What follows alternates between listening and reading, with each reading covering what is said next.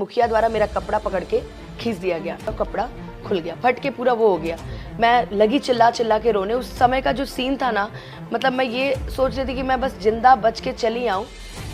आपने ये कहने की हिम्मत उस दिन क्यों नहीं जुटाई जब मैं आपका पुराना वीडियो देख रहा था? आप और पवन सिंह मंच पर थे, पवन सिंह आपको लेकर कहते हैं कि अनुपमा सर वो आप गाय की तरह हैं, आप दुधारू भैंस, देसी भैंस की तरफ है। आपको लगा कि ये गलत है? सर वो मंच की बातें थी और मंच पे बात अलाउड होती है? सर मंच की बातें थी। मंच पे हम लोग हंसी मजाक में कई लोगों को हम लोग पतरुआ कह देते हैं।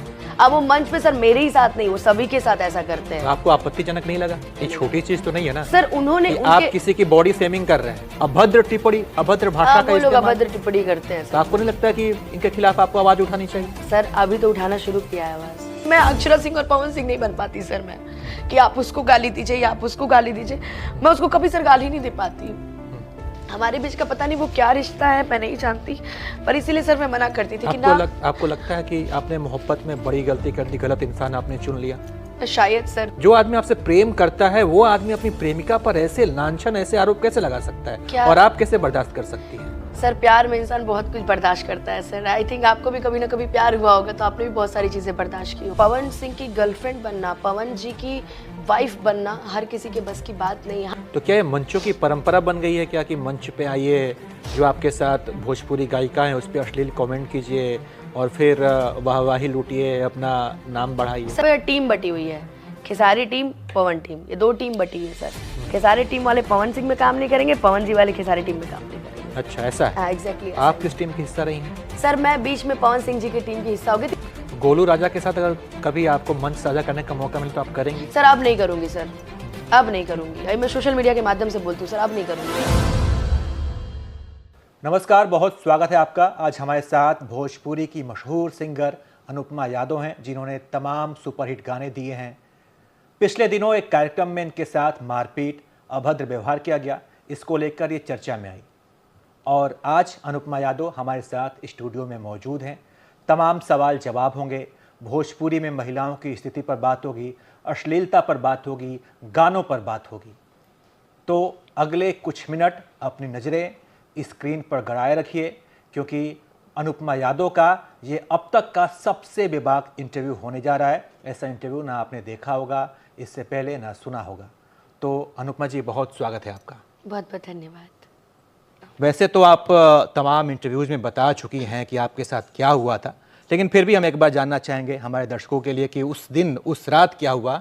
उस दिन मेरा कार्यक्रम नवादा जिले के वारसलीगंज क्षेत्र के नारू मुरार गांव में मेरा कार्यक्रम था। मेरी कार्यक्रम से पहले कमिटमेंट थी कि आप मुझे भले बुला रहे हैं, लेकिन मैं एक भोजपुरी के कलाकार हैं शिव कुमार बिक्कू, मैं उनके साथ मंच पे डुएट शेयर नहीं करूंगी, मैं उनके साथ नहीं गाऊंगी। और ये मेरा पर्सनल अपना निजी मैटर था, क्योंकि आए दिन हम लोग के बीच में लड़ाइयाँ हो गई थी कुछ, तो मैंने पहले बोल दिया था कि मैं उनके साथ नहीं गाऊंगी। और इसी शर्त पे हमारा कार्यक्रम बुक हुआ था, जिसके स्क्रीनशॉट्स उनके ऑर्गेनाइजर अविनाश की मेरे पास स्क्रीनशॉट्स भी हैं। तो उन्होंने कहा कि हाँ आप आइए, सिंगल सिंगल आप लोग को गाना है, आप गा के चले जाना। मैंने कहा ठीक है, ओके, मैं आती हूँ। मैं जैसे ही मंच पे शिव कुमार बिक्कू भी आ जाते हैं, सभी लोग बैठता है मंच पे, मैं अपनी सिंगल एंट्री लगाती हूँ। 10:30 से बैठे बैठे मुझे माइक दिया जाता है 12 बजे। मैं बैठी थी मंच पे, ऐसे बैठी थी मैं, 12 बजे मुझे माइक दिया गया, मैं 12:40 तक अपनी एंट्री लगाया एंड उसके बाद मैं बैठ गई आकर के। मैंने कहा कि अब आप लोग अपना अपना गाइए, मैं तो अपना गा लिया। मुखिया जी के द्वारा नीचे से पहले इशारा किया जाता है कि डुएट गवाओ, दोनों को साथ में गवाओ। तो मैं उनकी बातों को ना अनसुना कर रही थी, कि मैं जानती थी कि बवाल होने से अच्छा अनसुना कर दो। मेरे भाई को उन्होंने बुलाया नीचे और कहा कि क्या चाह रहे हो, अभी नीचे मतलब जाना नहीं चाह रहे हो क्या गाँव से बाहर, और अगर नहीं जाना चाह रहे हो तो बताओ, नहीं तो डुएट करवाओ। इस तरीके से धमकी भरा शब्द उनकी तरफ से था।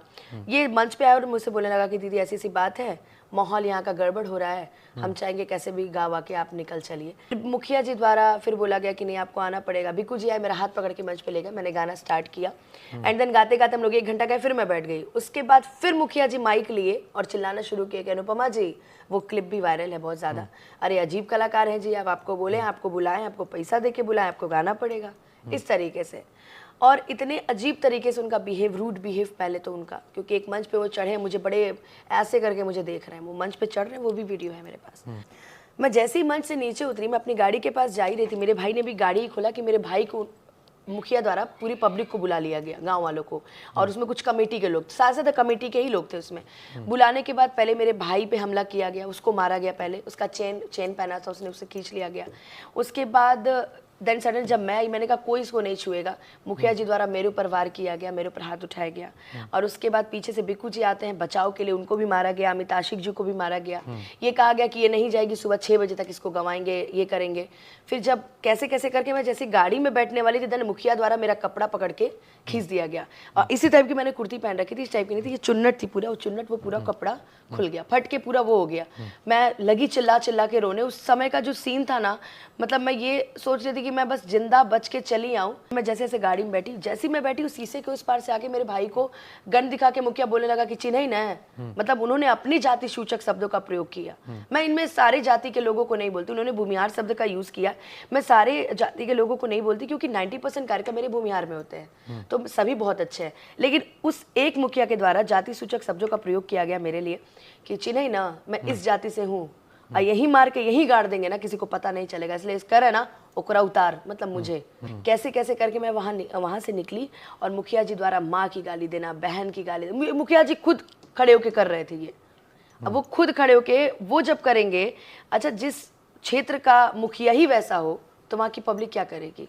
ये भी बड़ी बात है कि उन्होंने तमाम आपत्तिजनक शब्द बोले, लेकिन अभी भी आप मुखिया जी कहकर बोल रही हैं। जी, मैं अपने संस्कार कैसे भूल सकती हूँ। उसके बाद अगले दिन मुखिया जी द्वारा कहा जाता कि ये सब कुछ नहीं होगा, ये बस नचनिया उचनिया की कोई वैल्यू है, ये लोग का कोई वैल्यू है, अनुपमा कुछ कर लेती, कि बिकुआ कर लेती, कि अमित आशिक कर लेती। और उसके बाद मुखिया जी द्वारा अमित आशिक के घर पे फ़ोन किया जाता है, जो कि रिकॉर्डिंग मेरे पास अवेलेबल है, मैं आपको भेज दूंगी, सुना भी दूंगी। उन्होंने बोला है कि वारसलीगंज में अनुपमा के रहे के है कि अमित के रहे के है। जो अमित आशिक थे वो मेरे साथ जाकर के FIR दर्ज करवाए थे, जो कि एक कलाकार है। मुखिया के द्वारा उनको भी धमकी दी गई जान से मारने की, सारी चीज़ों की। आपने कहा कि आप वहाँ पे कितने बजे आपकी एंट्री होती है? 10:30। 10:30 बजे। जी। तो क्या बिहार में पुलिस इस बात की अनुमति देती है आयोजन करने वालों की आप रात के 2:30 बजे तक, 3 बजे तक लाउड स्पीकर बजा के आप गाने बजाएं, चलाएं, प्रोग्राम करें? सर वो एक गांव है, वो गांव का क्षेत्र था, मतलब एक गांव में हो रहा था, गांव के जैसे होता है ना बड़ा सा खेत टाइप का होता है, वहाँ पे हो रहा था कार्यक्रम। और इतनी फिर भी आप जैसे कलाकार आ रही हैं, बड़ी संख्या में भीड़ आएगी, तो भाई अनुमति तो लेनी पड़ेगी ना पुलिस से। उन्होंने प्रशासन से अनुमति ली थी तो कार्यक्रम। 2:30 बजे तक की अनुमति मिली थी? जी, बोला गया मेरे से कि 6 बजे तक का परमिशन है, ये मुझसे बोला गया था। तो मैंने कहा कि ठीक है, क्योंकि बिहार में कई जगह हम लोग कार्यक्रम किए हैं, 3 बजे तक हार्डली कार्यक्रम होता है। अगर प्रशासन की अनुमति ली जाए, सर 1 घंटा और चलने दीजिए, जैसे नॉर्मल तरीके से कार्यक्रम चल रहा हो, भगदड़ ना हो रहा हो, भक्ति में कार्यक्रम हो रहा हो, तो प्रशासन वहाँ बैठी रहती है और परमिशन दे देती है कि ठीक है आप 1 घंटा और भक्ति जागरण का कार्यक्रम कर लीजिए। मैंने आपके कुछ और वीडियोज कल देखे, जब आपका नाम सर्च किया था यूट्यूब पे, तो कुछ और वीडियोज मुझे उसमें देखे जिसमें कि आपके साथ बदतमीजी की गई। कोई आके मंच पर सिगरेट पी रहा है, कोई आके मंच पर पैसा बांट रहा है। तो मतलब कुल मिला के आपके साथ ऐसी घटनाएं, इससे मिलती जुलती घटनाएं पहले हुई हैं। तो क्या आप इस बात से अवेयर नहीं थी कि मैं किसी गांव में जा रही हूं और रात के 10:30 से 11 बज रहे हैं, तो इस तरीके की घटना हो सकती है? सर ये मेरे साथ ही नहीं होता है, ये भोजपुरी की हर उस कलाकार के साथ होता है जो सुपरस्टार है। बस यही है कि किसी का छुप जाता है सर, किसी का छप जाता है। मेरा क्या है कि वो जो नोट वाला आप जो बात बता रहे हैं सर, मैं उसके बारे में आपको बता दूं कि वो कार्यक्रम मेरा नौबतपुर के आसपास हो रहा था, बिहार पटना में आसपास में नौबतपुर सर। और वहाँ मैं गाना गा रही थी, मैं अपना गाना आराम से गा रही थी। वहाँ से पीछे से एक शराब पीता हुआ आदमी आया और उसने सिगरेट पी करके नोट मेरे मैं गा रही थी तो मेरे मुंह पे धराने की कोशिश की। मुझे गुस्सा तो सर बहुत तेज़ आया क्योंकि मैं रिएक्ट तुरंत कर देती हूँ, लेकिन मैंने वहाँ पे अपने आप को रोका और मैंने सबको बोला कि रुको, मेरे भैया हैं, अपनी बहन को आशीर्वाद दे रहे हैं, लाइए भैया मुझे इनाम दीजिए। तो ये आए दिन सर घटना होती रहती है। सर आपको क्या लगता है कि अनुपमा यादव ही ऐसी है जिसके साथ आज बिहार में ऐसा हुआ है? अनुपमा यादव ने आवाज उठाई है इसलिए लोगों को लग रहा है कि अरे यार इसके साथ हुआ है, लोगों को ये लग रहा है। तो ऐसा नहीं लगता कि आवाज उठाने में आपने काफी देरी कर दी? ये आवाज पहले उठ जानी चाहिए थी सर। ये जब अनुपमा यादव पे जब हमला हुआ, तब अनुपमा यादव को ये बात समझ में आई कि भाई हमारे भोजपुरी इंडस्ट्री में महिलाओं के साथ दुर्व्यवहार हो रहा है। सर आपने पहले कभी आवाज किसी के लिए क्यों नहीं उठाई? बट सर लोगों ने बहुत सारी चीजें बोली कि नहीं अनुपमा बहुत बेइज्जती होगा, तुम्हें कार्यक्रम मिलना कम हो जाएगा, लोग तुम्हें ये करेंगे वो करेंगे। तो सर मैं भी अभी नई थी तो मैंने भी उस पर ज्यादा आवाज नहीं उठाया सर। सम्मान बड़ी चीज है कि कार्यक्रम मिलना बड़ी चीज है? सर सम्मान बड़ी चीज है सर। आपको इस बात का भी बुरा लगा कि आपके साथ जब ये घटना हुई तो आपके साथ कोई खड़ा नहीं रहा, कोई नहीं बड़ा सर, स्टार आपके साथ आपके लिए कोई नहीं आवाज सर, नहीं कोई उठाया? नहीं, कोई नहीं सर। ये लोग सिर्फ अपने मैटर पे सर खड़े होते हैं। इनकी बहन बेटी पे आता है सर तो पूरा मीडिया हिला देते हैं, लेकिन आपके कलाकार में किसी बहन बेटी पे आता है सर, ये लोग साइलेंट हो जाते हैं। सर भोजपुरी में एकता ही तो नहीं है सर। एकता रहती तो इतना जो लोग बोल कर चले जाते सर कभी नहीं होता।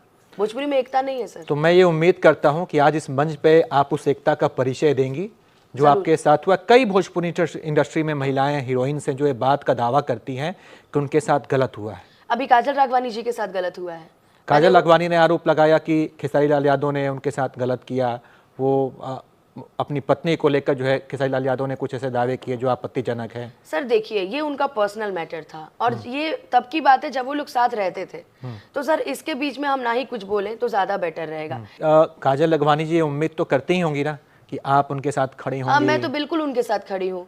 मैं क्या, उनके साथ भोजपुरी की हर वो कलाकार खड़ी है कि जो इन सब चीजों से रूबरू हो रही है। सर सबसे पहले तो मैं इन सब चीज़ों को झेलती आ रही हूँ। मंच के दौरान बहुत सारी चीज़ें मैंने झेला है, बहुत सारी चीज़ें मैंने देखी हैं कि लोगों के साथ गलत होता है और काजल दीदी के साथ वाकई में गलत हुआ है। पवन सिंह को लेकर भी आरोप लग रहे हैं। पवन सिंह के साथ आपने खूब सारे मंच साझा किए हैं, आपके वीडियोज भी उनके साथ हैं, आपने एल्बम में काम किए हैं।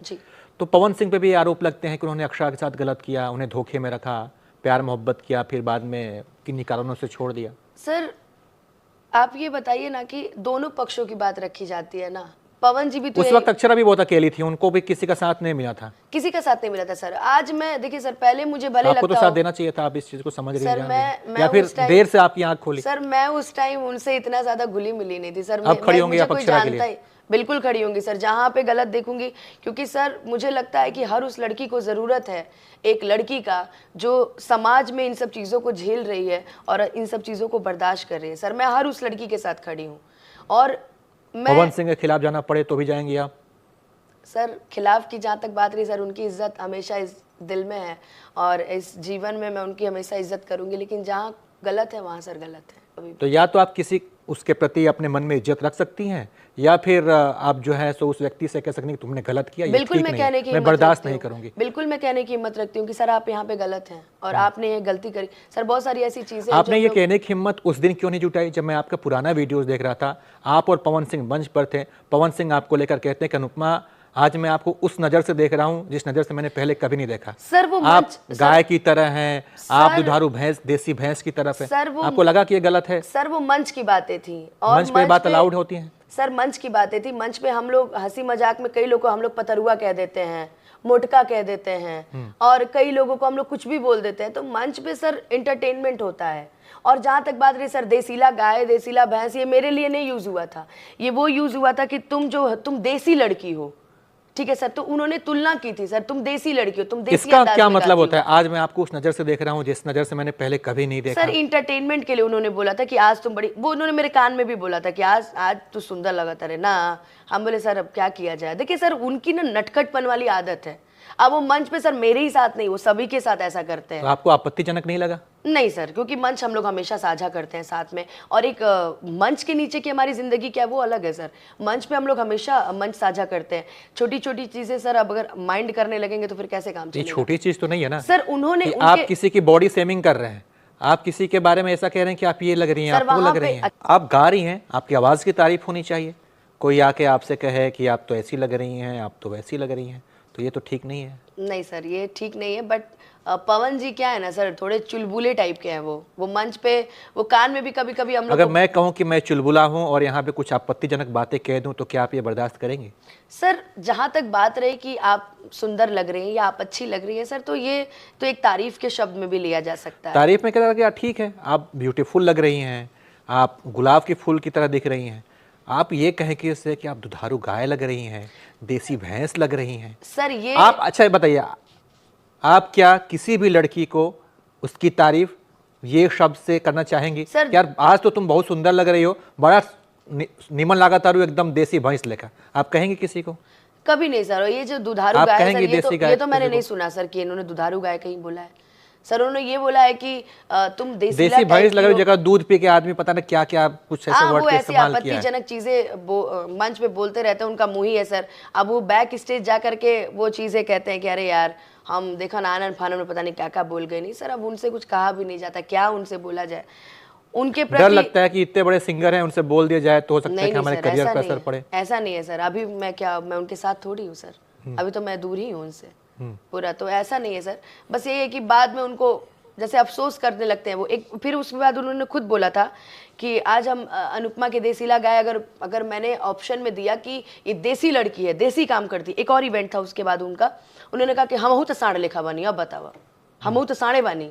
अगर कहा जाए, अगर मैंने इसको देसी बोली दिया कि लड़की देसी है और इसको इतना टॉर्चर लोग कर रहा है, तो हम तो साढ़े लिखा बनी, अब बताओ लड़का तो साढ़े लिखा ना रहो। आप खुद तो कहिए ना, वो खुद को, आप खुद को जो कहना कहिए। आप किसी महिला पे ऊपर कैसे आप टिप्पणी कर सकते हैं? उस मंच के बाद से उन्होंने बोलना एकदम छोड़ दिया था जब लोगों को अभी मैं आपसे कहीं बात करूं तो कहीं ना अभी भी आप इन्फ्लुएंस दिख रही हैं पवन सिंह के प्रति कि हाँ ठीक है, बोल दिया, चुलबुले हैं, बुला जाता है, मंच के नीचे माफी मांग लेते हैं, मैंने तो दूसरे बोला, मंच पर बात को बदल देते हैं। मैंने तो उनको बोला कि उनकी गलती थी वहां पर, जब अगर कोई गलत है तो खुलकर विरोध कीजिए, चाहे आपके मन में कितनी भी इज्जत क्यों ना हो, चाहे वो कितना बड़ा स्टार क्यों ना हो। सर शायद हमारे विरोध करने की वजह से ही सर आज ये नौबत है कि हम और पवन सिंह जी अभी साथ में काम नहीं कर रहे हैं। खुल के विरोध करने की ही वजह है कि अभी हम लोग साथ काम नहीं कर रहे हैं।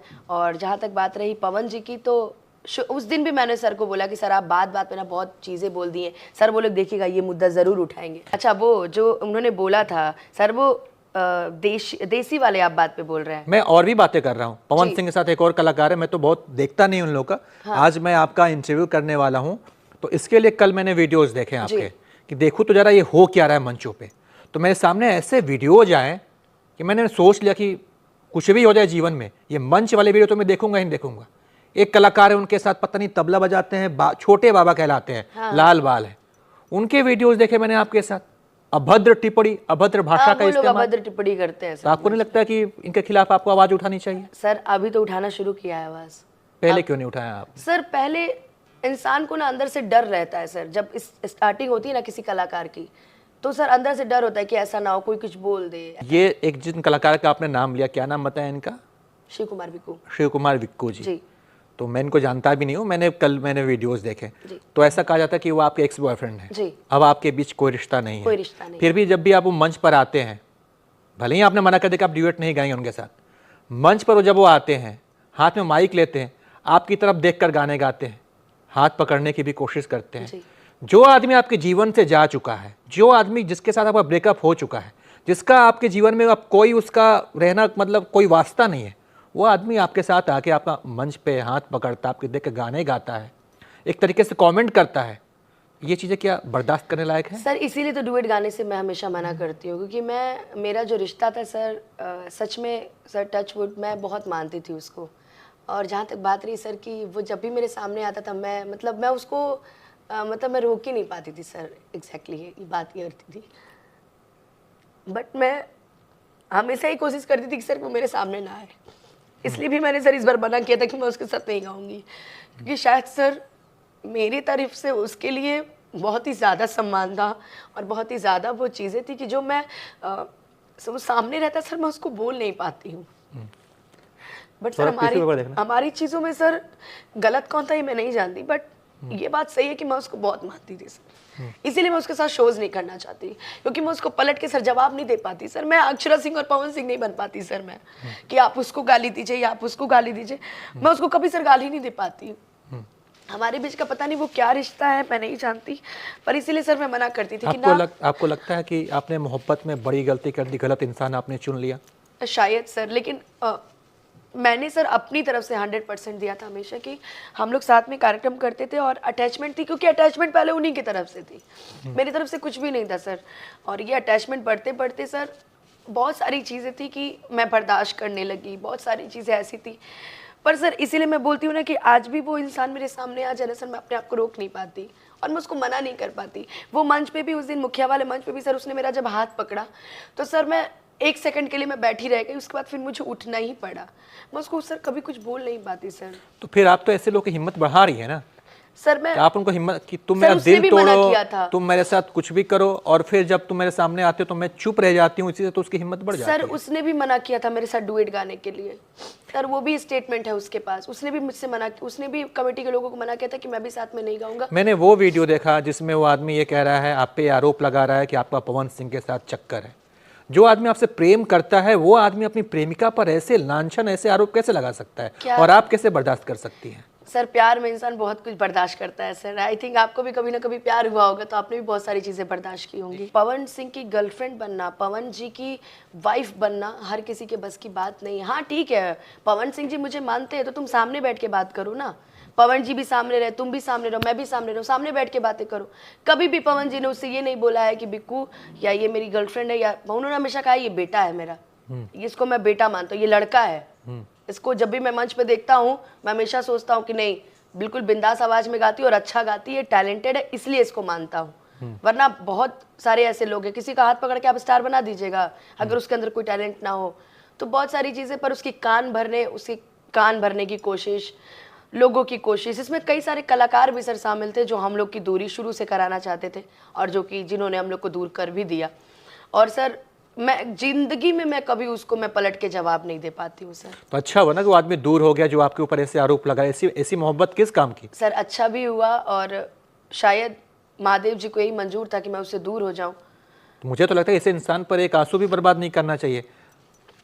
आंसू बर्बाद की बात नहीं सर। आज जब आपने वो बात पूछी ना कि इतना होने के बाद भी आप मतलब